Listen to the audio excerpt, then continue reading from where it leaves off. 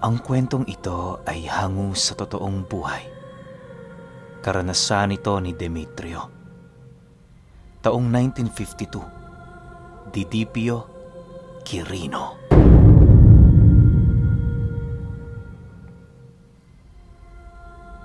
Itong mga panahong ito, kasalukuyang nasa edad 18 taong gulang itong si Demetrio. Ang palagi niyang trabaho sa kanila, mamundok para magpakain ng mga kalabaw na alaga. Araw-araw niya yung ginagawa, gawa ng yon ang trabahong iniatang ng kanyang ama sa kanya. Hindi naman siya gaanong nagrereklamo noon, lalo pat mas nais niyang manatili sa bundok kumpara tumambay sa bayan. Tuwing hapon, kapag nasisipat niyang unti-unti nang lumulubog ang araw, tsaka pa lamang siya bababa para umuwi sa kanilang tahanan.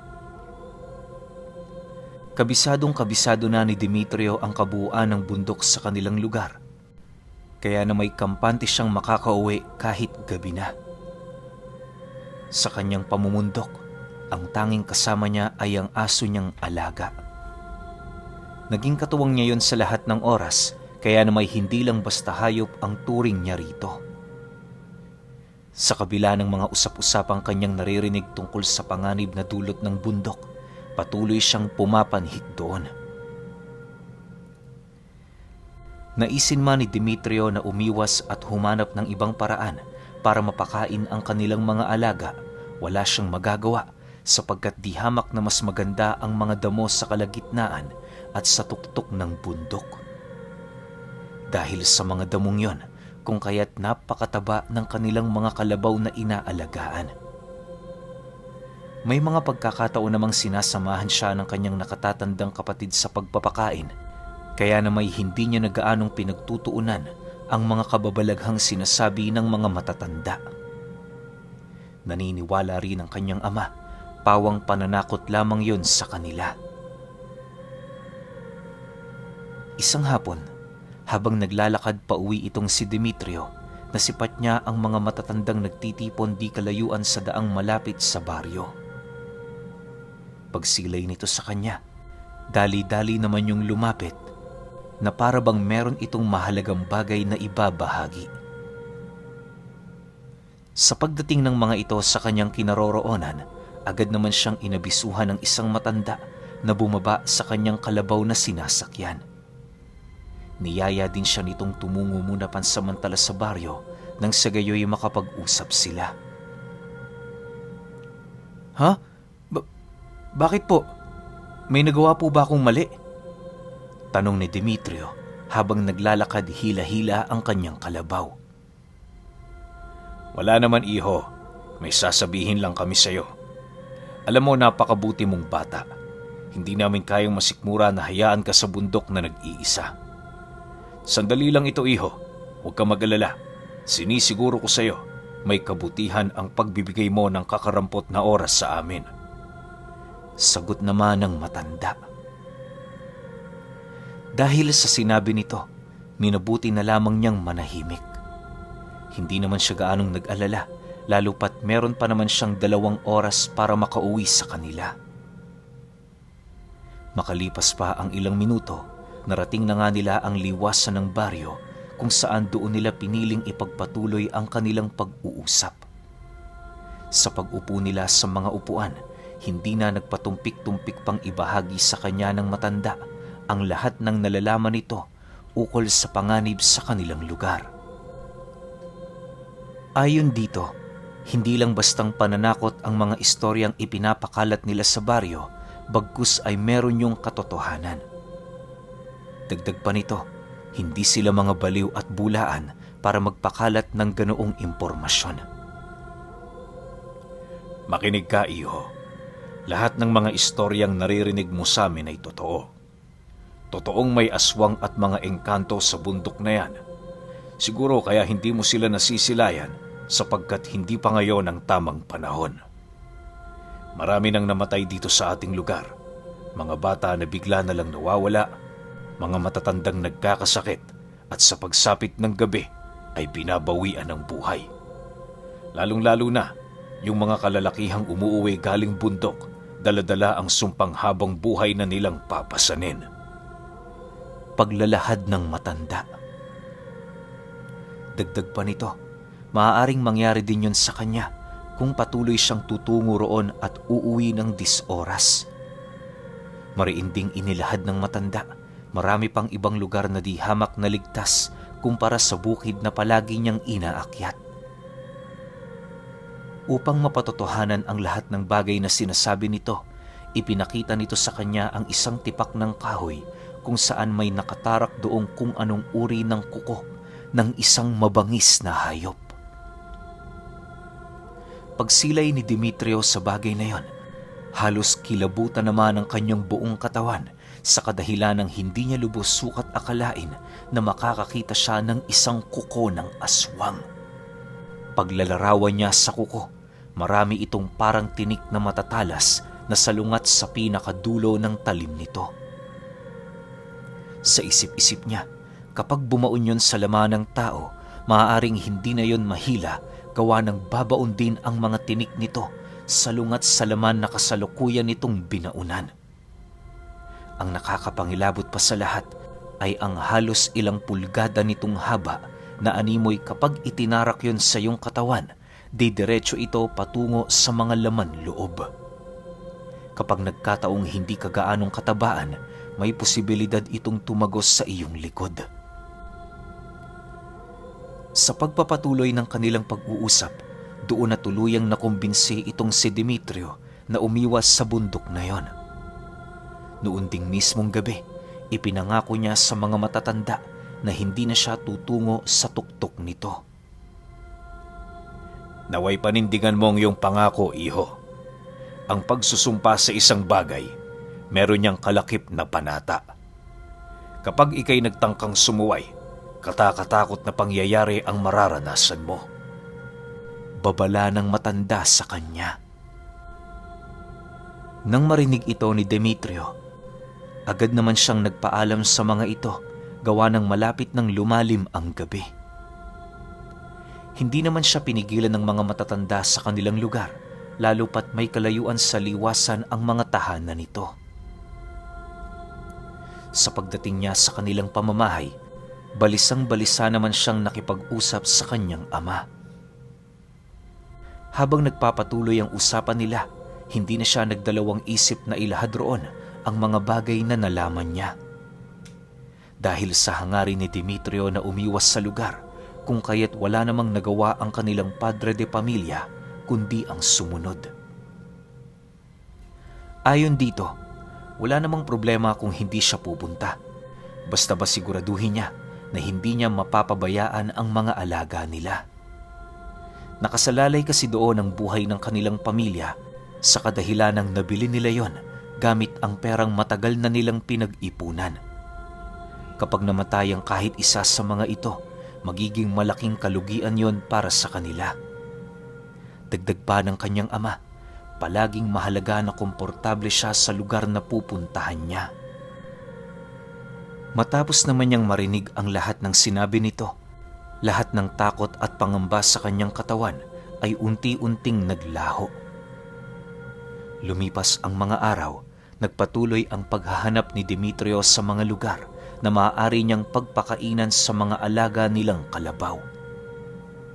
Milya-milya man ang abuti ng kanyang paglalakbay, wala yung kaso, basta ba'y mahanap niya ang lugar na angkop para mapakain ng mga ito ng maayos.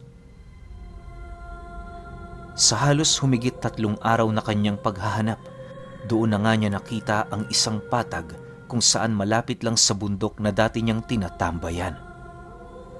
Pabor naman ang lugar na yon para sa kanya, lalo pat merong isang malaking puno roon na nakatirik sa may mataas na bahagi nito.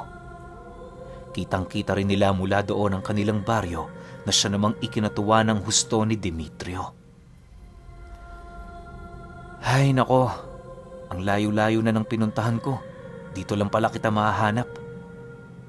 Wika ni Demetrio sa kanyang sarili pagdating niya sa lugar na yon. Bale, aksidente lang kasi siyang nadapo roon. Gawa ng nadaanan niya lamang ito matapos ang ilang oras na paglalakbay. Magmula noon, doon na nagpabalik-balik itong si Demetrio. Sa bawat araw na pananatili niya sa lugar, maigi siyang naghahanap ng mga bagay na maaari niyang mapagkaabalahan. Hindi naglaon nang maisipan niyang gumawa ng kubo roon, nagdesisyon siyang magpatulong sa kanyang nakatatandang kapatid. Nagkataon naman noong wala yung ginagawa, kung kaya't madali nilang natapos ang kubong magsisilbi niyang pahingahan sa panahong pinapakawalan niya doon ang mga alaga nilang kalabaw. Lumipas pa ang ilang buwan, pagtungtong ng unang araw ng Nobyembre, habang nagpapahinga doon si Demetrio, hindi niya napansin ang kanyang sarili na nakatulog na pala siya ng mahimbing. Pagmulat ng kanyang mga mata, laking gulat na lamang niya nang madatnan niya ang kanyang sarili sa loob ng napakadilim na kubo. Nagkataon naman noong maliwanag ang buwan sa labas, kung kaya't ang ginawa niya, binuksan niya ang isang maliit na bintana malapit sa kanyang higaan. Pagsilay niya sa paligid, napabuntong hininga na lamang siya nang makita niya ang kanilang mga kalabaw na nakatali sa isang puno. Sa isip-isip noon ni Demetrio, maaaring ang kanyang kapatid ang nagtali sa mga ito. Sa pagpapatuloy ng kanyang pagmamasid, bahagya namang nabaling sa dulong parte ng patag ang kanyang paningin nang mapansin niya roon ang animoy taong naglalakad papalapit sa kinaroroonan niya. Habang pinagmamasdan nito ni Demetrio, dahan-dahan naman niyang kinakapa ang sundang na naroon sa tabi ng kanyang higaan nang sa gayoy makapaghanda. Ang buong akala niya kasi magnanakaw ang lalaking naglalakad papalapit sa kubo.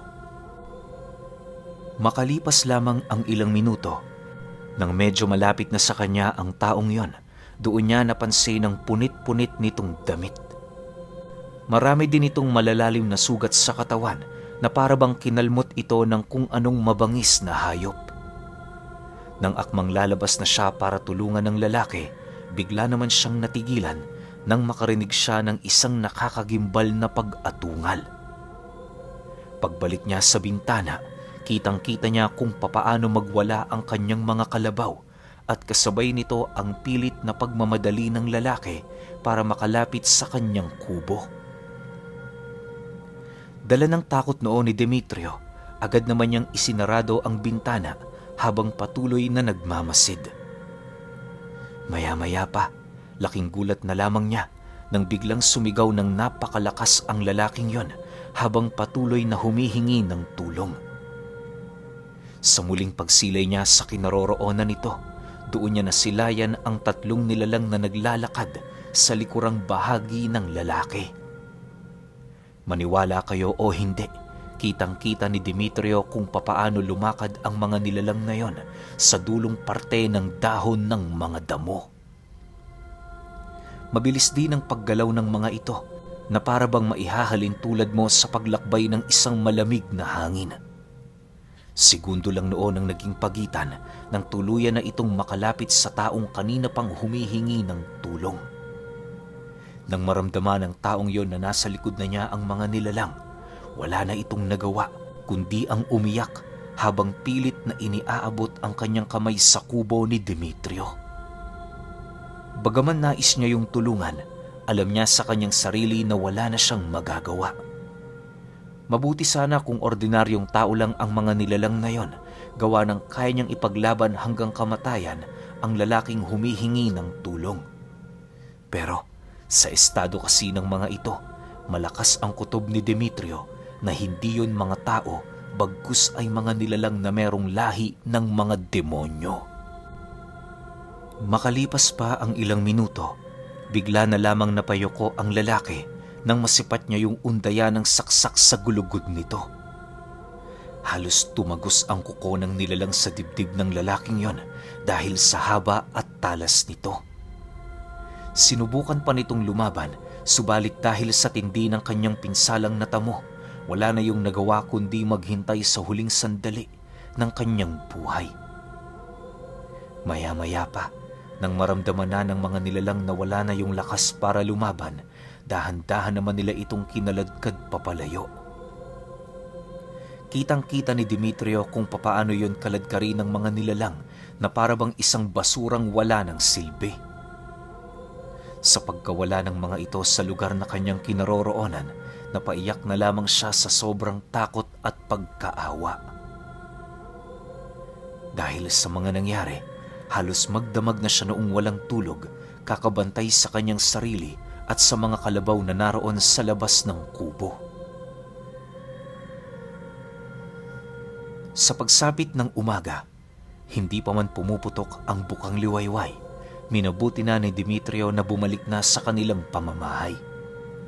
Pagdating niya roon, agad naman niyang ibinahagi sa kanyang ama ang tungkol sa mga nangyari, subalit sa kasamaang palad hindi siya nito pinakinggan. Ayon sa kanyang ama, hindi totoo ang mga aswang sa kadahilan ng tumanda na lamang ito, wala pa yung nakikita na ganoong uri ng mga nilalang. Naniniwala ito, hindi umiiral sa mundo ang mga ganoong uri ng dyablo, gawa ng hindi yun pinahihintulutan ng Diyos na makapasok sa kaharian ng mga tao. Matapos naman niyang marinig ang sinabi nito, wala na siyang nagawa kundi ang manahimik. Naniniwala itong si Demetrio, hindi na niya mababago ang ganoong pag-iisip ng kanilang padre de pamilya. Pagtungtong ng 7:00 ng umaga, minabuti niyang tumungo sa tahanan ng mga matatanda upang ilahad doon ang mga bagay na kanyang nakita. Nang marinig naman ng mga ito ang kanyang pahayag, dali-dali naman yung nagpasama sa kanya sa lugar na kanyang tinutukoy. Pagdating nila sa patag, bumungad sa kanila ang mga bakas ng nilalang at ang mga karumal-dumal na pangyayari noong nagdaang gabi. Pilit yung ikinukubli ng mga damo at lupa sa paligid pero hindi ito umubra sa tindi ng paniniyasat ng mga matatanda. Nang makumpirma ng mga ito na totoo ang sinasabi niya, agad naman silang umusad patungo sa parte ng lugar kung saan merong masusukal na kakahuyan. Pagdating nila roon, bumungad sa kanila ang punit-punit na damit ng lalaki na halos mapuno na ng tuyong dugo. Pagkuha ng matanda sa damit, doon nila nasilayan ang iilang mga tinik ng kuko na naiwan. Dahil sa mga bagay na kanilang nakita, nagpasya silang magpatuloy sa paghahanap. Nang ilang metro na ang kanilang nababaybay, doon nila natagpuan ang kaliwang paa ng lalaki na pinagpipiestahan ng mga insekto at mga uod. Habang pinagmamasdan nila ito, gulat naman noon si Demetrio sa kadahilan ng walang kaamoy-amoy ang paang yon. Ni katiting na amoy ng bulok na nanggagaling dito, wala talaga silang nalanghap. Ang labis niya pa doong ikinagulat ay ang napakaputing kulay nito na parabang matagal na panahon na yung nawala ng dugo. Sagrado para sa Diyos ang dugo ng anumang buhay na nilalang. Lahat ng bagay na taliwas ayon sa paniniwala ng kanyang bugtong na anak, ang siya namang ikinagagalak ng mga demonyo. Patunay lang ito na nalalapit na ang kanyang pagbabalik at paghahari. Wika ng matanda habang pinagmamasdan ang putol na paa. Matapos naman itong marinig ni Demetrio, nagpasya na siyang maghukay sa lupa para ilibing ang parte ng katawan ng tao na kanilang nakita. Matapos nila yung maibaon, minabuti nilang ipagpatuloy ang kanilang paghahanap. Makalipas pa ang ilang oras, wala na silang natagpuang kahit anong bakas sa mga lugar na kanilang napuntahan. Nang mapagtanto ng mga matatanda na wala na silang mahahanap doon, minabuti na lang nilang bumalik ng baryo. Habang binabagtas nila ang daan, doon na pag-alaman ni Demetrio ang mga kasagutan sa likod ng kanyang mga katanungan. Ayon sa matanda, ordinaryo na para sa mga biktima ng mga aswang ang pagkawala ng anumang amoy sa nabubulok nitong mga bangkay. Sa oras kasi na hindi na nila nauubos ang mga tirang bahagi ng katawan nito, ginagamitan nila yon ng salamangka kung saan ang amoy nito ay malilipat sa kanila.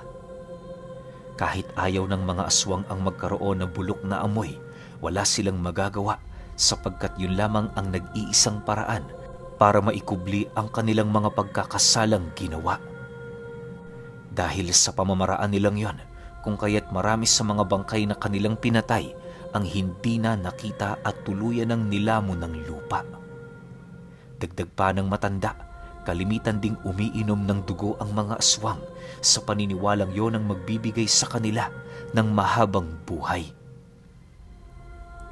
Naniniwala ang mga ito na nananalaytay sa dugo ng mga tao ang kapangyarihan ng anak ng Diyos na minsan nang pumarito.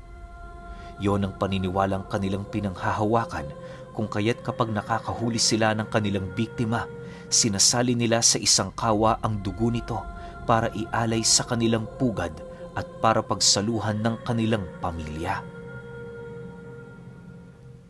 Alam nyo ba, marami ring estado ang bawat pamilya ng mga aswang sa mundong ito. Kapag ang isang aswang ay merong tatak ng dugo sa noo nito, ibig sabihin marami na yung napatay. Maaari ring isa yung gabunan na itatalaga pa lamang.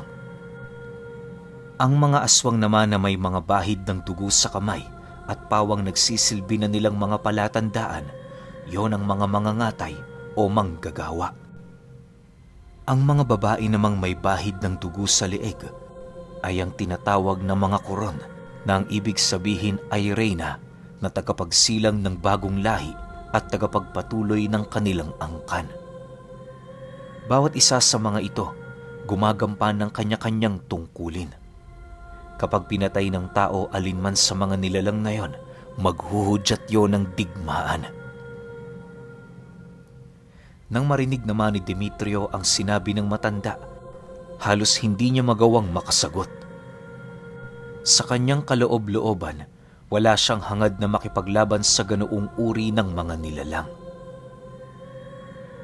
Sa pagdating nila sa liwasan, inabisuhan siya ng matanda na magdoble ingat kapag pumapanhik. Inilahad din ito sa kanya, iwasan niyang magpakakampante, lalo pat wala siyang ideya kung saan ang pugad ng mga aswang na minsan niyang nakita.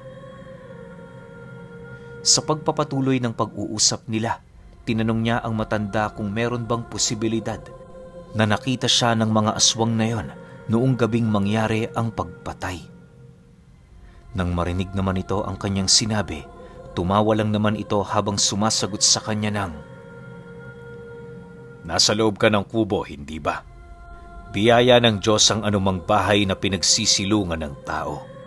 Hindi dito makakapasok ang demonyo hanggat hindi ito pinahihintulutang pumasok.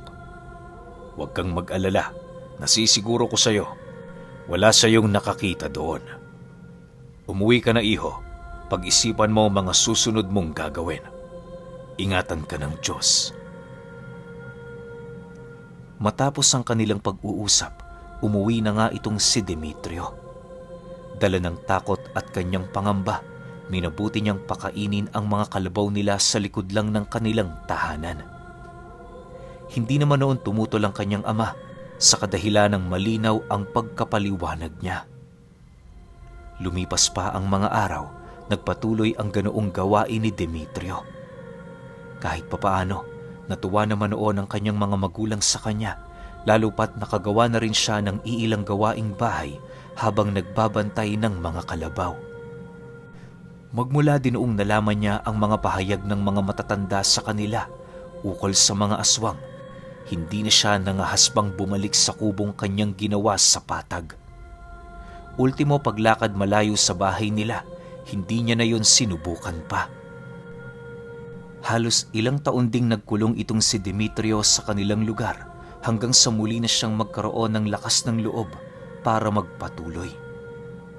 Saan mang lupalop siya pumaroon, palagi niyang daladala ang kanyang talibong na halos araw-araw niyang pinapatalim. Nasa isip niya na kasi noon, anumang oras maaaring umatake ang mga aswang. Sa pagdating ng panahong nagkaroon na siya ng sariling pamilya, patuloy niya pa ring itinatak ang kanyang paniniwala sa anak niya. Lubos naman yung nauunawaan ng kanyang mga supling, kaya na may anuman ang sabihin niya rito, mariin nila itong sinusunod. Alam ni Demetrio na para sa kanilang mga kaligtasan at upang hindi na rin ito maranasan ang kanyang nakakapangilabot na alaala noong kabataan niya. At sa bawat inumang kinakaharap ni Demetrio, palagi niyang bukang bibig sa kanyang mga kainuman ang mga nalaman niya sa matanda na ranggo ng mga aswang.